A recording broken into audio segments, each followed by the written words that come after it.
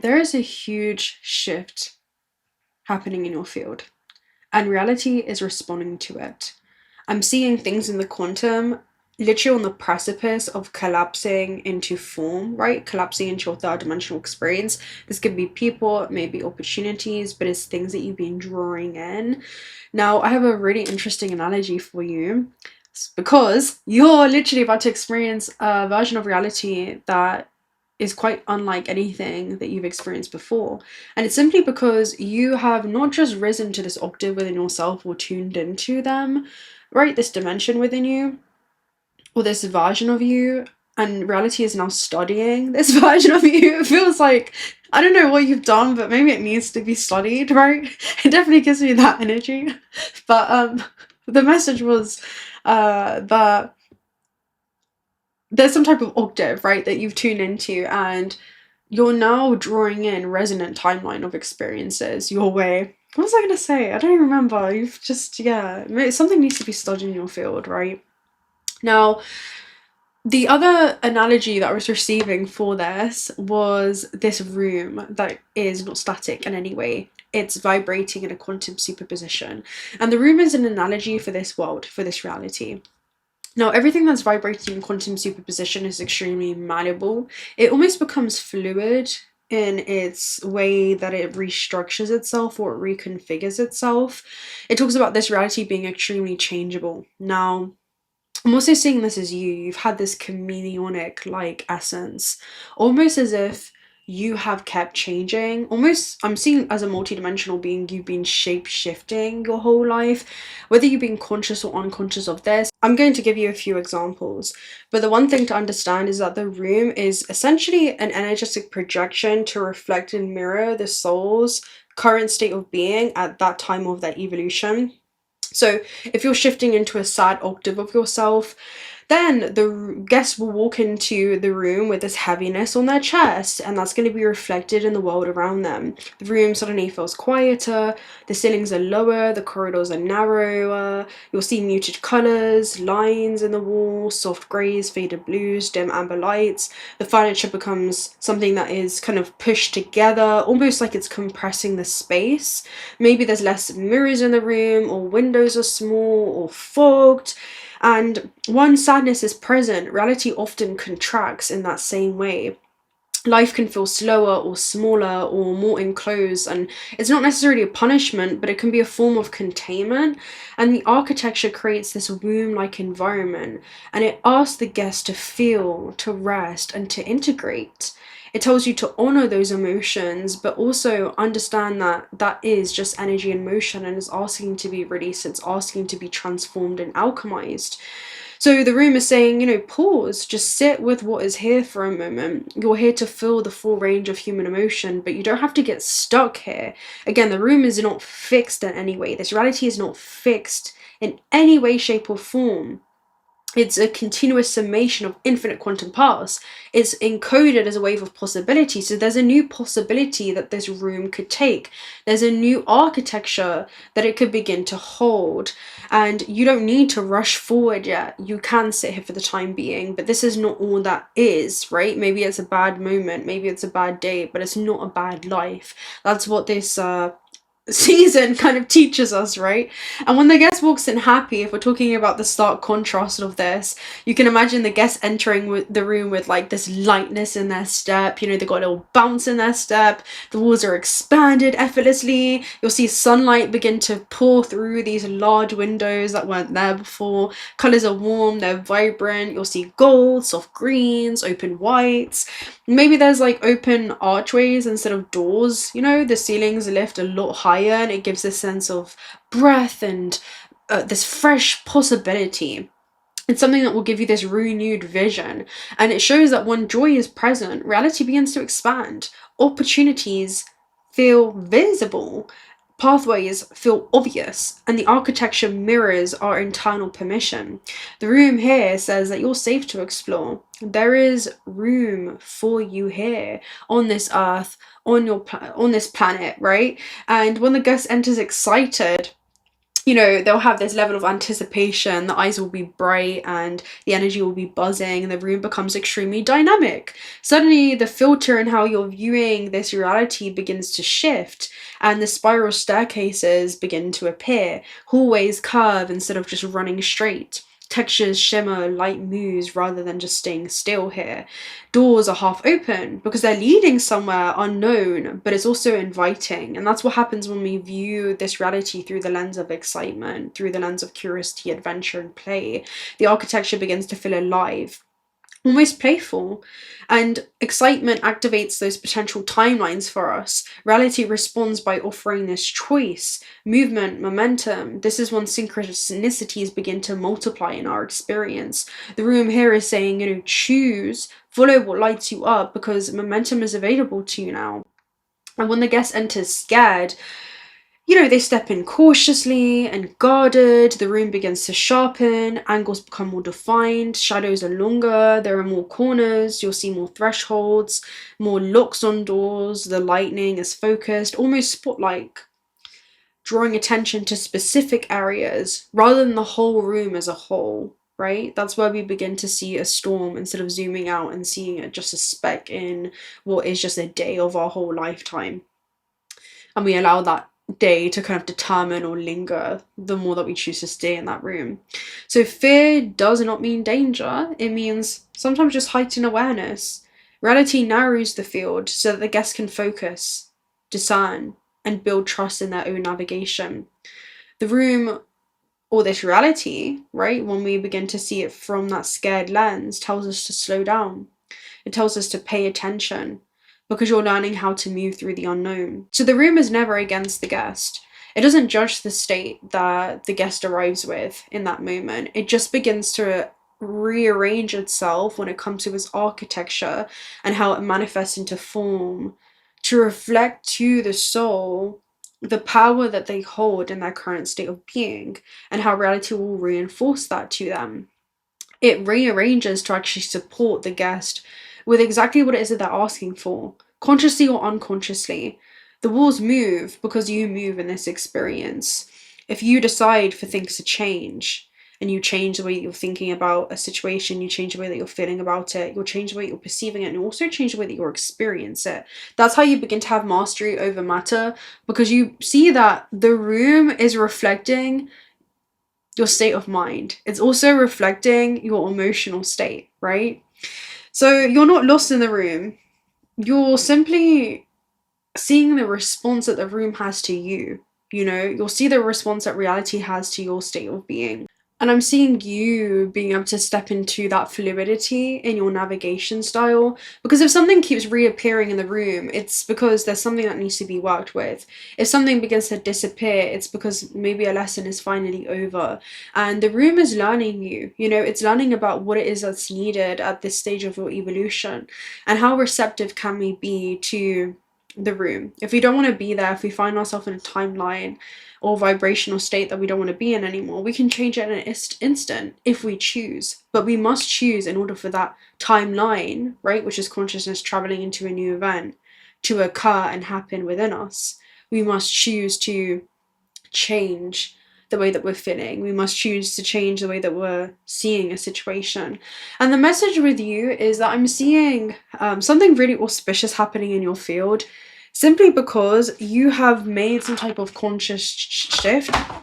You've made some kind of conscious shift of an old room, but it's leading to a rearranging that's literally happening in front of your eyes. So we're going to go ahead and take a look at the vibrational state of the room currently, right? We'll talk about the vibrational state. We have cell. Okay, so cell talks about a memory unfolding before you, because at the center of the cell we have actually the DNA, but even greater than that is the cell wall and the cell membrane, which decides what comes in and out. So your current state of being is actually not allowing things externally to bring you out of harmonic order. You're not allowing things externally. It could be as quickly, it could happen as quickly as this, right? something happens in your experience, you get worked up about it, and then there's something that brings you into an altered state of consciousness that brings you back to a room that is more favorable for you.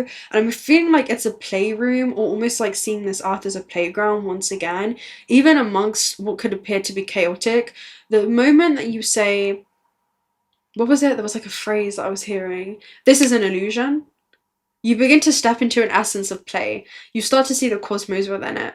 Even if things appear to be disorderly or upside down in your life, you remember that there's a secret order to it in that moment. You could say things like, those who look outside dream, those who look inside will awaken within the dream. Am I dreaming this experience into being, or am I actively living and participating in my dream? And this is a third dimensional physical one. So this is definitely very interesting to show up in your field, because it's very much, how do you bring yourself back into that state of awakening on a cellular level? I'm seeing somebody speak to their cells, right? It's like you're speaking to yourself on a cellular level, and you're very aware of the oscillation that's happening as well, right? How rapidly or slowly those cells are vibrating at, right? What octave are they vibrating under?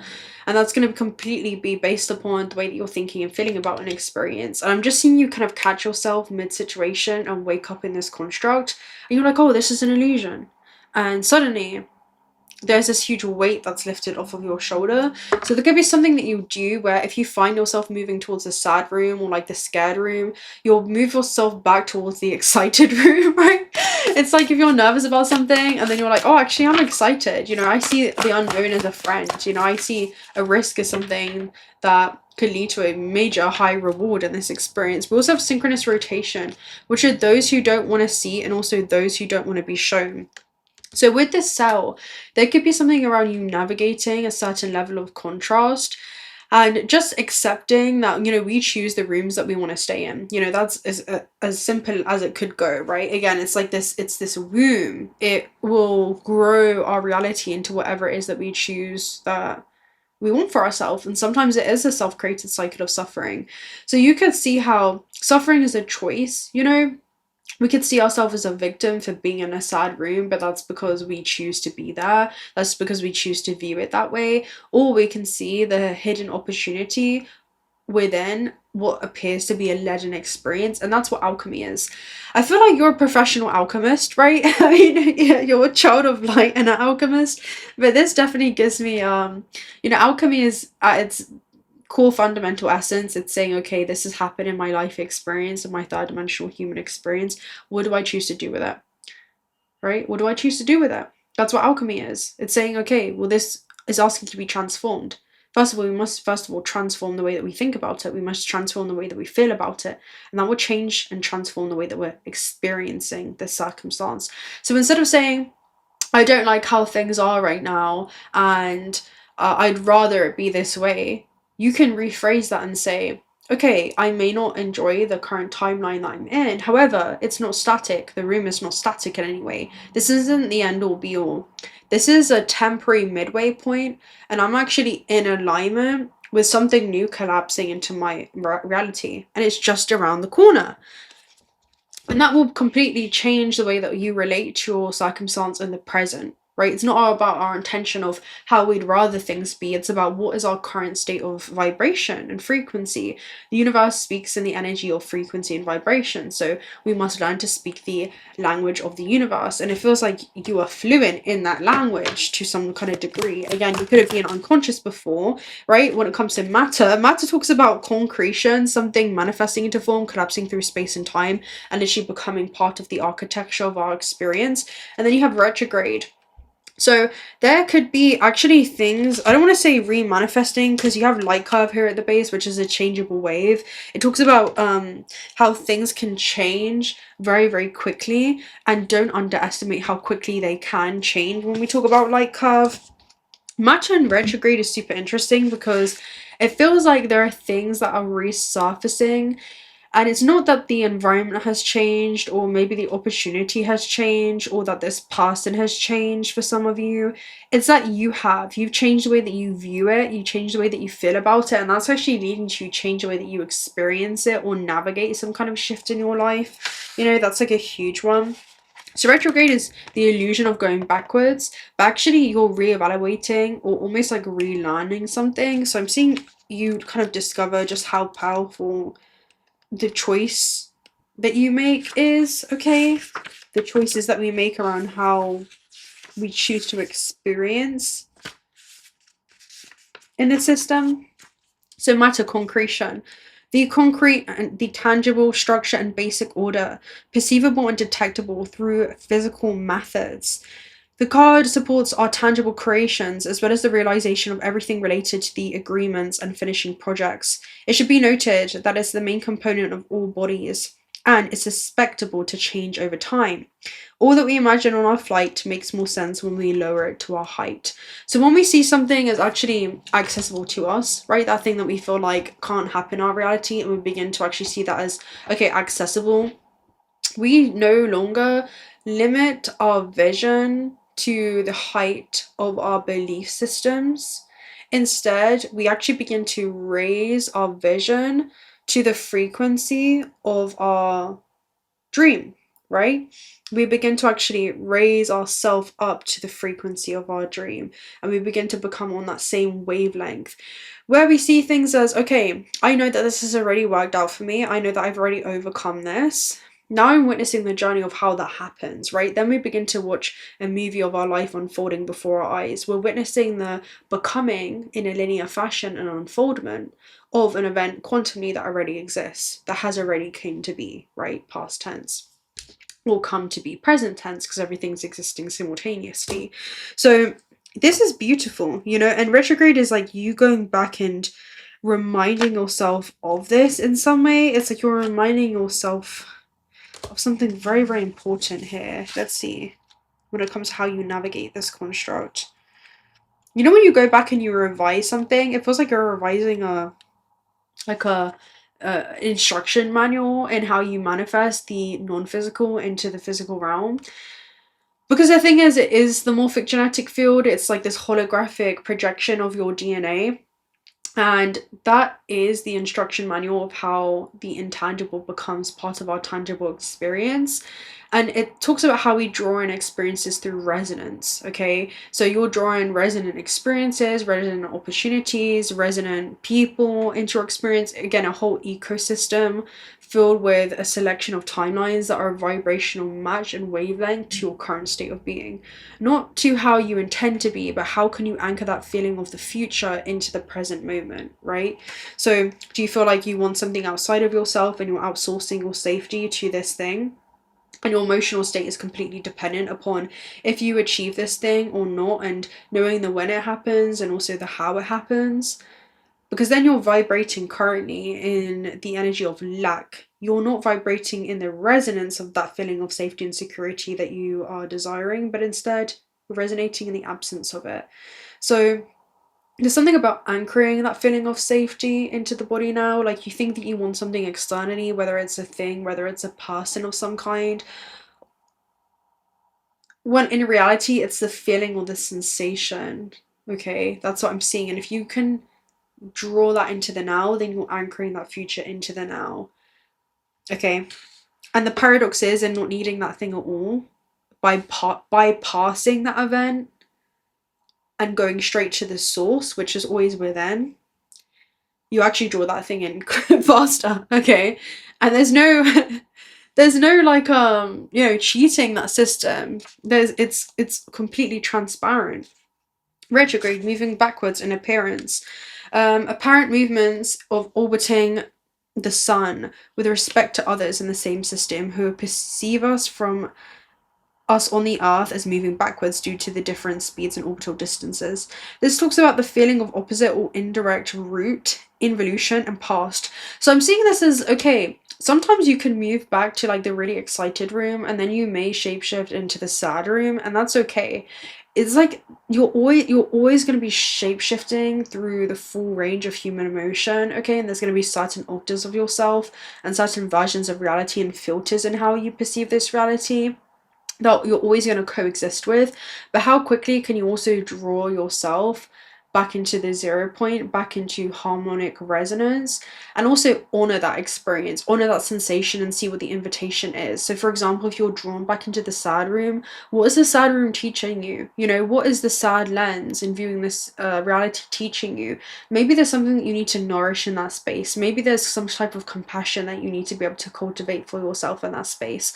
Maybe you're drawn towards an angry room, and you'll see the walls go red, and there's like a fireplace that is blazing, and you know, you'll see all this different kind of architecture that reflects that angered state. And I'm just seeing sometimes that anger will teach you about yourself. Maybe it's knowing that your anger is something that you're punished not for, but by, you know, there's about holding on to that resentment and seeing that it's a poison that actually begins to almost taint the way that you see yourself and also those around you. So it creates a very limited range and how you view this reality. I'm just seeing those differentialities happen for you, and you're always learning something valuable every time you go back to any one of these rooms. So it's not that one is right or one is wrong or even one is higher above the other. They're always teaching you something really, really important. So that's what I'm seeing retrograde as. It's not that healing is even linear in any way, right? It's something that's cyclical. Time is a spherical model, which means that you'll come back to the same emotions, the same feeling, maybe the same trigger, but you'll learn something about yourself in that process. You'll see it from a higher level of understanding. You know, you'll actually discover the information about, okay, why do I feel that way? What is that anger teaching me about myself? Maybe I'm angry about the situation because deep down I feel unsafe. Maybe I feel sad about that situation because it's teaching me about what it is that I'd actually prefer, what it is that I'd actually like, you know? Maybe that I go to the room of envy because it's mirroring to me what it is that I also desire, right? So that's what I'm seeing for you. Yeah, that's what I'm seeing for you. And just be compassionate with yourself. You know, what's needed at this stage of your evolution is to honor that fluidity, and to also know that you don't have to choose to be in any of those rooms longer than you want to. You know, you can stay in the room of suffering as long as you want to. You can move into the more of the universal, broadened, expansive room the moment you decide, but it will happen when you choose. So it's about the power of your choice. With that being said, I'm gonna love and leave you right there. I feel like that is what we needed to talk about today. Okay, so if you're not already subscribed to the channel, do consider subscribing because we'd love to have you around. Personal readings are also down below. Also check out Ulta Spirit if you're looking for some high quality 888 grade jewelry, small family owned business that handcraft these beautiful gemstones. $1 of the proceeds are donated towards otter sanctuaries, and I'll speak to you guys very soon. Until next time, let me know in the comment section down below if you made it to this point.